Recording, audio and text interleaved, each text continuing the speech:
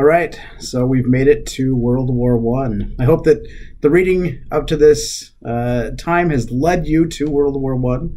Hopefully you've been able to see some of the things that have taken place to get us to where we're going to kind of start this chapter off and talking about the factors which led to World War One. Also, the assignments that you've done up to this point will be similar to what we'll be doing the rest of the term, but from here on out, you're going to have a few more cartoon analyses, a few videos to watch and analyze, things of that nature. And so we'll get away from some of the reading and more focused on some material culture, things that are going on in that respect. But let's get back to World War One. So a couple of things that we want to talk about this week, or things that I want you to look for in the reading, is Wilson in Mexico. We have Pancho Villa, who gets really frustrated with the United States, and he is trying to keep the United States out of power in Mexico.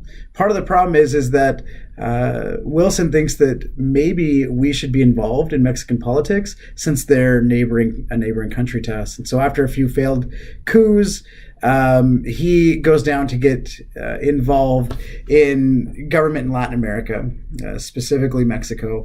And Pancho Villa doesn't like that, and so you start getting skirmishes along the border. Make sure that you look for some of that as you do the reading this week. It doesn't really have a lot to do necessarily with World War One, but in a second I'm gonna give you the tie and how that comes into play.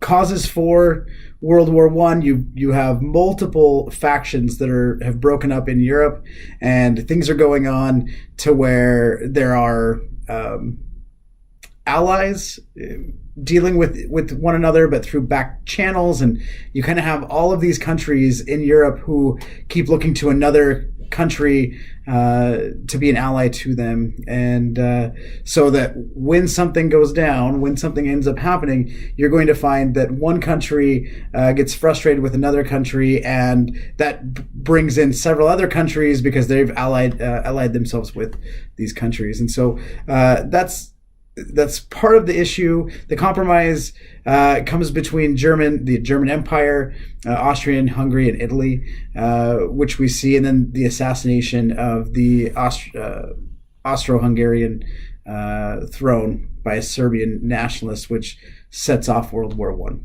Okay, the United States. That happens in 1914. The United States doesn't get involved until 1917.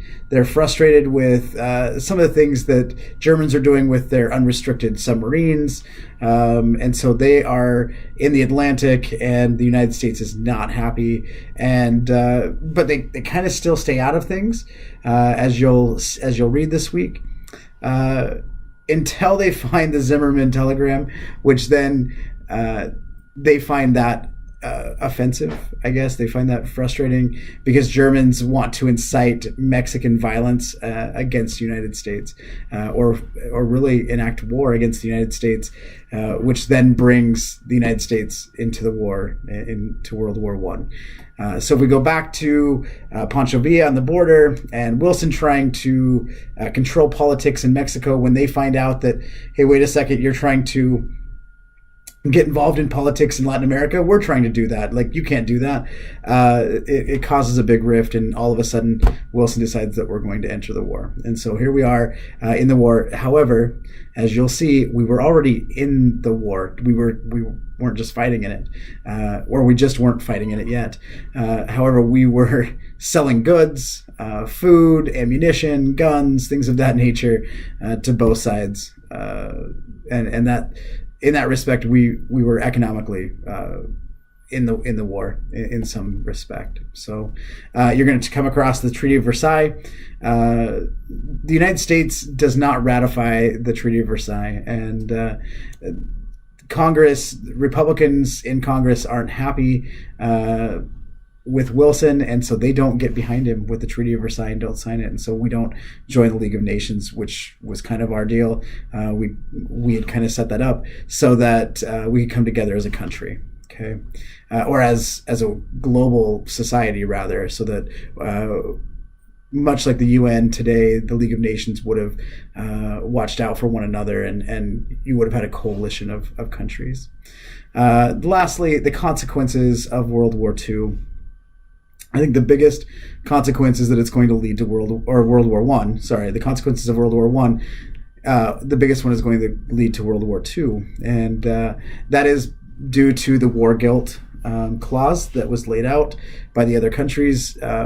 Germany is made to pay all of these reparations for starting the war, and so they've got to pay that back, which then leads to bitterness by Germany, who then gets really frustrated, and you have Adolf Hitler who comes along and says, well, we need to get out from underneath these, and it's partly the Jewish people's fault, which we'll get to in a couple weeks. So those are the themes that I would pay attention to this week.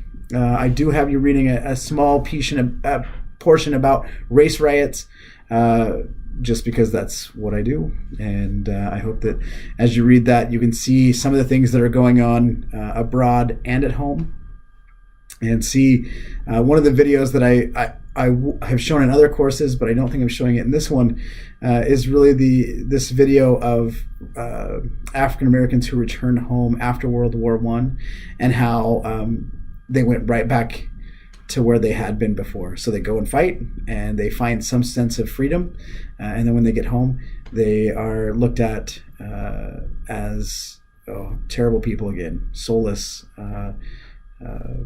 people in America. So hopefully you can see some of that as well as you read through this chapter. It's heavily focused on World War One, and so you'll see a lot of these different themes that we've already talked about. But as you look through, try to find some consequences